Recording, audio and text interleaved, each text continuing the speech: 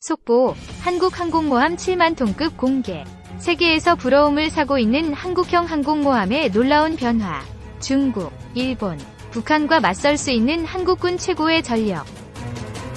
한반도 주변은 지금 항공모함 경쟁이 치열합니다.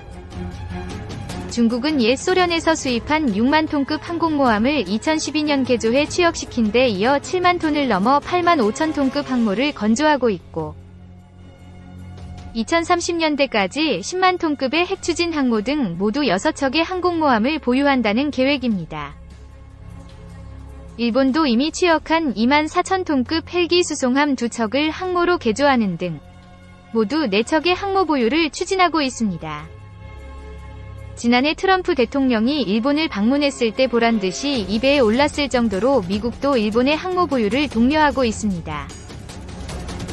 2020년대 중반중 양국은 스텔스기를 탑재한 항모를 작전에 투입하게 되는데요. 우리 해군도 일반 항모 절반 크기 안팎의 경항모 보유를 추진하고 있습니다.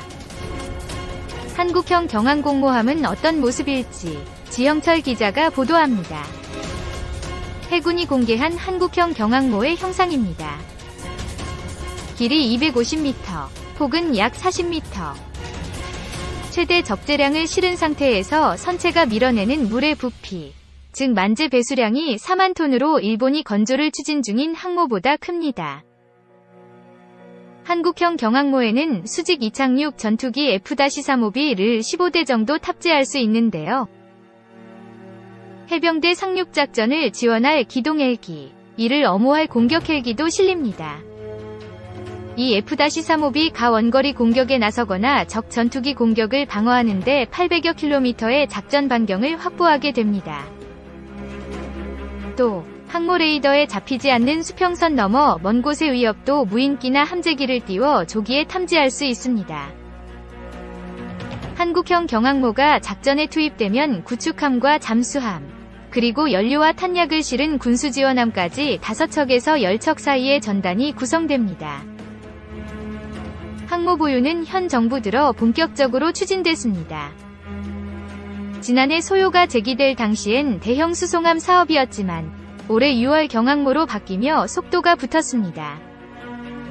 내년에 기본 설계에 들어가 2030년대 초 전력화한다는 게 군의 목표입니다. 우리 해군의 오랜 수건 항공모함.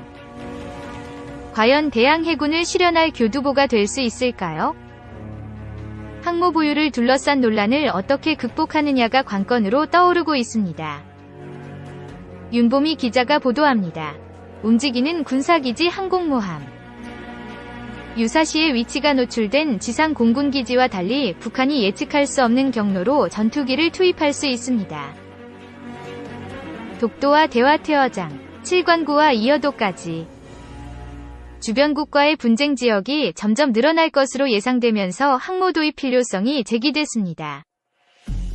북한뿐 아니라 다른 잠재적 위협까지 고려해 필요한 전력이라는 것입니다.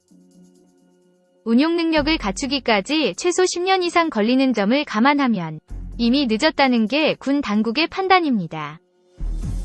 논란의 핵심은 비용입니다.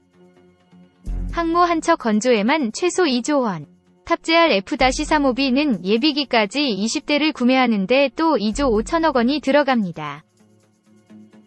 수리나 훈련뿐 아니라 작전 해역을 오가며 교대하기 위해서는 최소 2에서 3척은 필요하다는 주장도 있습니다.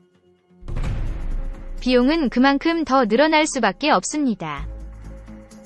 문제는 주변국 전력을 고려하면 유사시 바로 격침될 위험이 커 비싸고 쉬운 표적으로 전락할 수 있다는 점입니다. 즉, 북한을 상대하기에는 과도한 전력이고 주변국의 잠재적 위협에 대비했다기엔 효용이 떨어진다는 지적입니다. 우리나라가 이렇게 많은 비용을 감수하면서까지 대양 해군을 지향해야 하는지 자체도 여전히 논쟁거리입니다. 경항모 논의는 이제 국회로 향합니다. 여야 의원들은 이번 달 국정감사와 이후 예산심의 과정에서 항모 도입이 적절한지 물을 계획입니다.